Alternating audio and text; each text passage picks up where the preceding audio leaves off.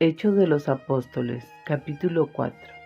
Pedro y Juan estaban aún hablando al pueblo, cuando se presentaron los sacerdotes, el jefe de la guardia del templo y los saduceos.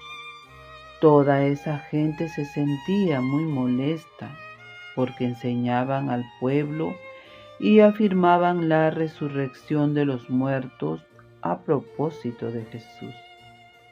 Los apresaron y los pusieron bajo custodia hasta el día siguiente, pues ya estaba anocheciendo.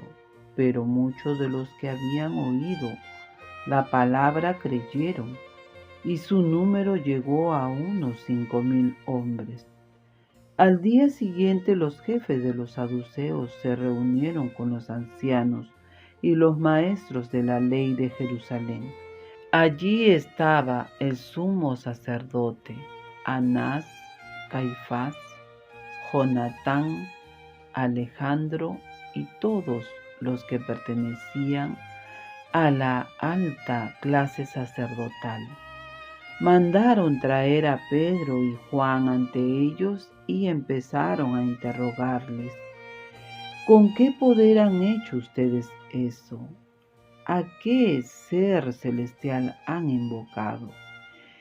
Entonces Pedro, lleno del Espíritu Santo, les dijo: jefes del pueblo y ancianos, hoy debemos responder por el bien que hemos hecho a un enfermo.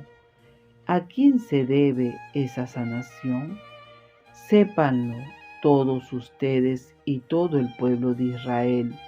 Este hombre que está aquí sano delante de ustedes ha sido sanado por el nombre de Jesucristo, el Nazareno, al que ustedes crucificaron, pero que Dios ha resucitado de entre los muertos. Él es la piedra que ustedes, los constructores, despreciaron y que se ha convertido en piedra angular. No hay salvación en ningún otro, pues bajo el cielo no se ha dado a los hombres ningún otro nombre por el que debamos ser salvados. Quedaron admirados al ver la seguridad con que hablaban Pedro y Juan, que eran hombres sin instrucción ni preparación, pero que sabían que habían estado con Jesús. Los jefes veían al hombre que había sido sanado allí, de pie a su lado, de modo que nada podían decir contra ellos. Mandaron pues que los hicieran salir del tribunal. Mientras deliberaban entre ellos, decían: ¿qué vamos a hacer con estos hombres? Todos los habitantes de Jerusalén saben que han hecho un milagro clarísimo, y nosotros no podemos negarlo, pero prohibámosles que hablen más de este nombre ante ninguna persona, no sea que esto se extienda entre el pueblo. Llamaron pues a los apóstoles y les ordenaron que de ningún modo enseñaran en el nombre de Jesús, que ni siquiera lo nombraran. Pedro y Juan le respondieron: juzguen ustedes si es correcto delante de Dios que les hagamos caso a ustedes en vez de obedecer a Dios. Nosotros no podemos dejar de hablar de lo que hemos visto y oído. Insistieron ellos en sus amenazas y los dejaron en libertad.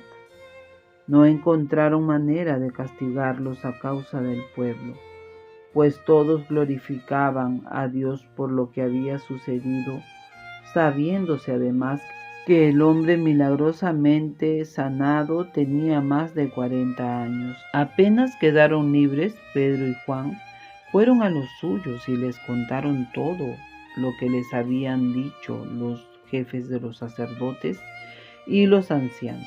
Los escucharon y después todos a una elevaron su voz a Dios, diciendo: Señor, tú hiciste el cielo, la tierra, el mar y todo lo que hay en ellos. Tú, por el Espíritu Santo, pusiste en boca de tu siervo David estas palabras: ¿por qué se agitan las naciones y los pueblos traman planes vanos? Se han aliado los reyes de la tierra y los príncipes se han unido contra el Señor y contra su Mesías. Es verdad que en esta ciudad hubo una conspiración de Herodes con Poncio Pilato, los paganos y el pueblo de Israel contra su santo siervo Jesús, a quien tú ungiste. Pero solamente consiguieron lo que tú habías decidido y llevabas a efecto. Y ahora, Señor, fíjate en sus amenazas. Concede a tus siervos anunciar tu palabra con toda valentía, mientras tú manifiestas tu poder y das grandes golpes realizando curaciones, señales y prodigiosos por el nombre de tu santo siervo Jesús. Terminada la oración, tembló el lugar donde estaban reunidos. Todos quedaron llenos del Espíritu Santo y se pusieron a anunciar con valentía la palabra de Dios.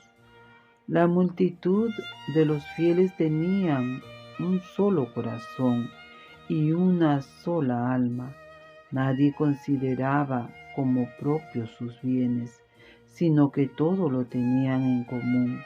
Los apóstoles daban testimonio de la resurrección del Señor Jesús con gran poder, y aquel era para todos un tiempo de gracia excepcional.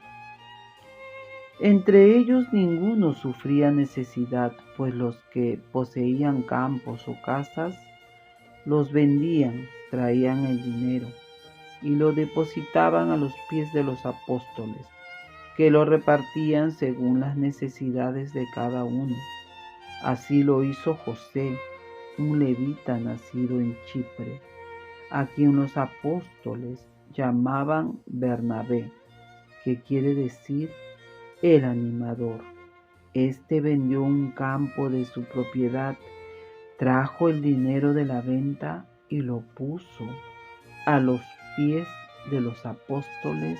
Amén.